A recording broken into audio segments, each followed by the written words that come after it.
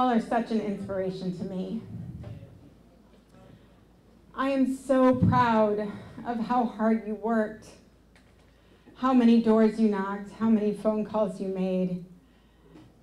You simply could not have done anything more. I could not have asked for a better team. Thank you so much from the bottom of my heart.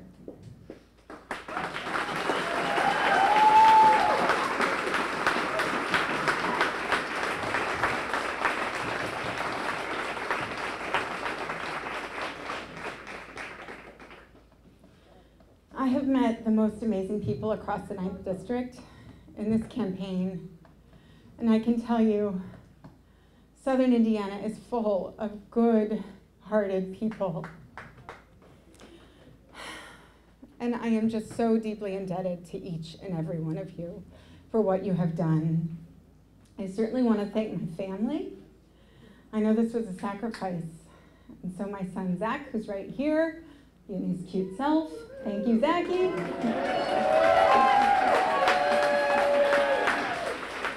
He's always good for some comic relief when you need it. To my dad, Chuck, and my mom, Betty, you were my original entourage when we got started, and we went through a number of parades, just the three of us, and then we became an army. To my husband, Craig, who I think, is right here in the back, and my daughter, Lila, and my sister, Katie, who's right over here, my mother-in-law, Henna. Thank you to each and every one of you.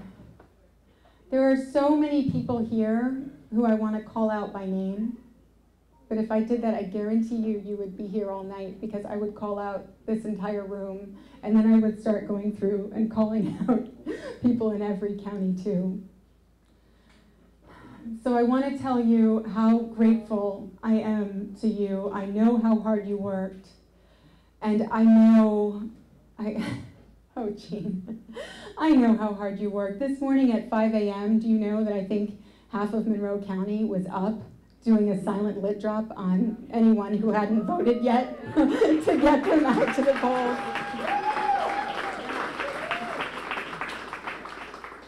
So you knew the odds were against us, but you also knew that it was a fight worth fighting. And for that, I thank you. We had 1,000 volunteers on this campaign. We knocked 125,000 doors.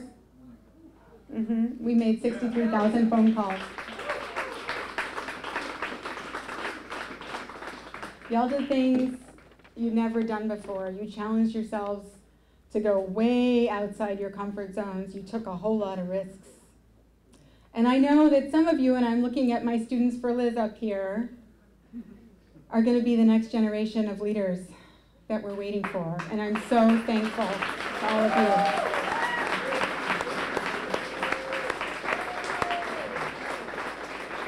Guys, when you run for office, I cannot wait to work on your campaigns.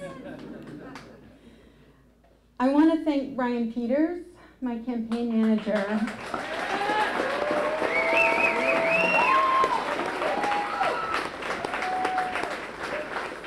All right, so Brian hates the spotlight, and I just want everyone to just turn all their eyes on Brian right now. He's right in the back.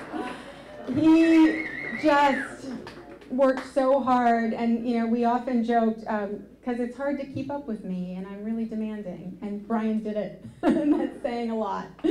So Brian, thank you for everything.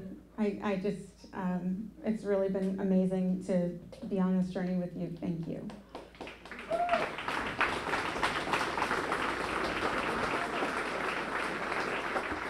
All right, I want to thank our union brothers and sisters, and I know we have some of them in the house. I see the UAW and the CWA, who worked so hard. I was proud to have more labor support on my campaign than any candidate running nationwide, I think. And I made a point in this campaign of being very clear that you cannot stand with working families if you don't stand with our labor unions. And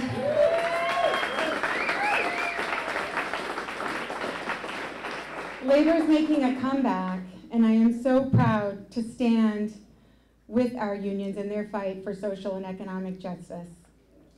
You know, solidarity, that's right. I don't usually resort to sports metaphors, but one of our students, Forrest, once said to me, "You miss 100% of the shots you don't take," which is from Wayne Gretzky.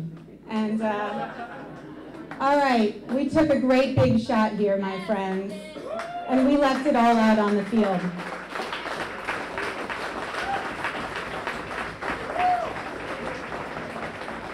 And we elected some great candidates tonight here in Monroe County, and I am so proud of the Democrats who we elected to office, and thank you all for running.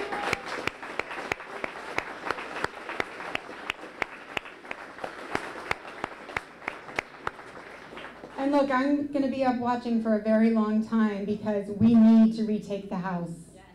We need to do it. And if we can do that tonight, that's going to be a major victory for all of us and for our nation. So, you know, what we did together in this campaign, it was really important. We as Democrats haven't always been so good at meeting Hoosiers where we live, listening and connecting real problems with real solutions. And we did that on this campaign. We did that together, and I think we turned a corner, and I'm so grateful for you. We covered every single inch of the 9th District, and we spread a message that we will fight for a government that works for every single one of us, and not just the wealthy and well-connected.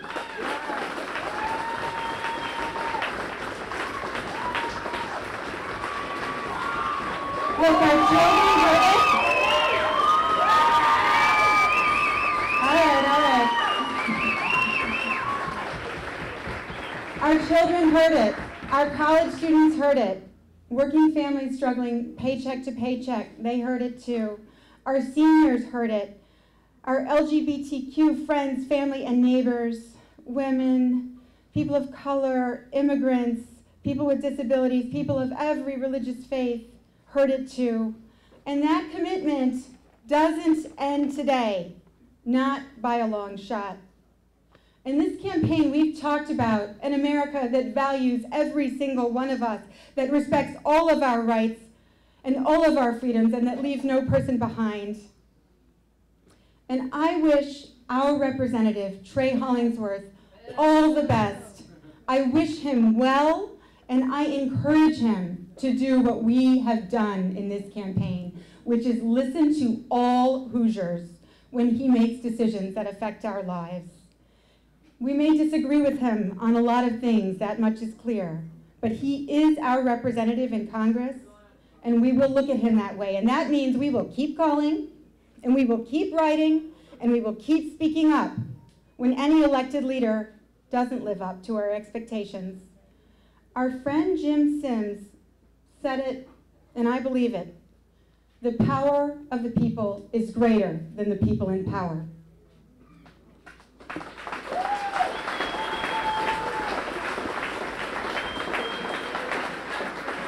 Don't worry, I'm almost done. Our country is facing a lot of challenges right now, and maybe the biggest one of all is that the people who are in charge, the people who call the shots, are doing every single thing they can to divide us from each other and to make us fear each other, so we don't get to work on the most basic problems facing our country. We see opportunistic politicians demonizing immigrants, demonizing people in the LGBTQ community, demonizing people so that they vote based on fear instead of love. It's nothing new under the sun, and it's not what makes America great. Diversity makes America great. People who have no advantages and are striving for opportunity. Our love, our compassion, our generosity makes America great. This country is too strong and too good to let hate and bigotry win out. We are the United States of America, and anyone who tries to divide us will fail. When they come for one of us, whether it's children being torn from their mothers at our border, African Americans who lost their lives to racist violence at a grocery store in Kentucky, or Jews who were gunned down in their synagogue. When they come for one of us, they come for all of us.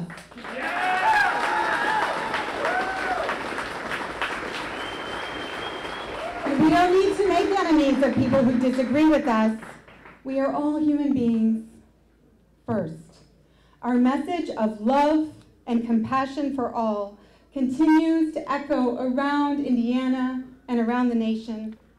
And so, when decisions about our healthcare, our retirement, our education, our infrastructure, our civil rights, the opioid crisis, and so many other important issues that we're facing are being made, we are going to continue speaking up and speaking out for what is right and for what is fair. And in this election, so many people use their voices so well, and we will continue raising hell to fight for what is right.